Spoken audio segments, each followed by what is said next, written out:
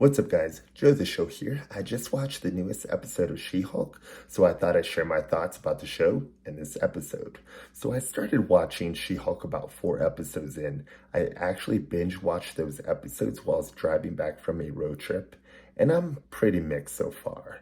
The humor doesn't always land, and I think the most interesting tension in this show is how Jen deals with how people prefer She-Hulk to her human counterpart, and that hasn't been explored enough. I know it's a sitcom, and a sitcom has one-off plot lines, but I think the subject of those plot lines feel like filler episodes being stretched into major plot lines. For instance, Jen being sued, Jen finding clothes that fit, Jen going to a wedding, just don't have enough substance to carry an episode. And I'm by no means bashing sitcoms. Seinfeld, Community, New Girls, and The Office are some of my favorite shows, but you can't expect filler storylines to carry the weight of an episode. That being said, I think that's why I enjoyed the last 2 episodes the most. The plot didn't feel like filler. Jen coming to the realization that people will accept her as Jen, and this episode where she learns that she can serve people as both Jen and She-Hulk is powerful. This realization comes with the help of Daredevil. Admittedly, I watched She-Hulk because I heard Daredevil was going to appear. I loved his characterization in the Netflix series, and I was a little nervous about how they were going to depict him in the MCU. I think so far so good. Lawyer Matt Murdock was super articulate in the courtroom scenes, and Daredevil Matt Murdock was fine.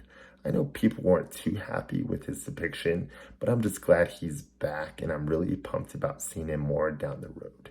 Now, after She-Hulk and Daredevil save Luke Jacobson, the costume designer, who is a great character, by the way.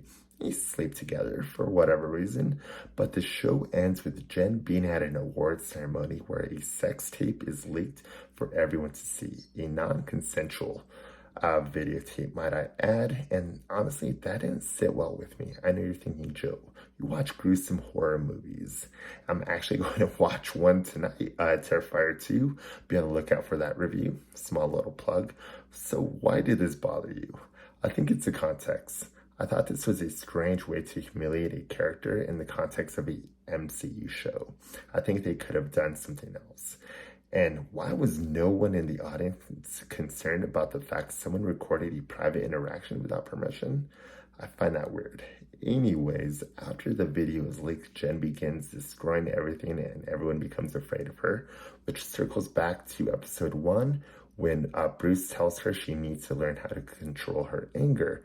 And that's how this episode ends. Once again, I didn't like the sex tape choice, but overall, I thought this episode was the best one of She-Hulk so far. I do wish this was episode 5, just because the problem that is set up in this episode doesn't feel like it could be resolved in next week's episode alone, which is the season finale. But I'm genuinely curious to see how it goes down. Well, so those are some of my thoughts. I'd love to see yours down in the comment section below. I'll see you in the next review. Joe the Show, out.